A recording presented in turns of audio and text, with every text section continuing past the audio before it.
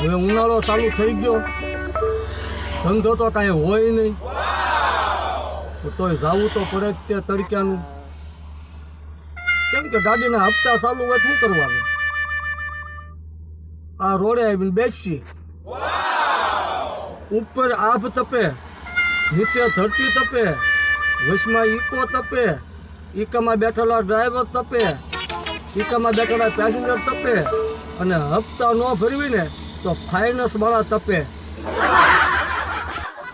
અને એ બધી ઉપાધિ કરતા કરતા ઘરે આવી ત્યાં છોકરાઓ અને બૈરાવ તપે. અને શું કરવું કયો લ્યો? અને જ્યાં જોવો બધે તપે તપે તપે, અને છેલ્લે હાવ બધું પૂરું થઈ જાય ને ત્યારે આ મગજ તપી જાય.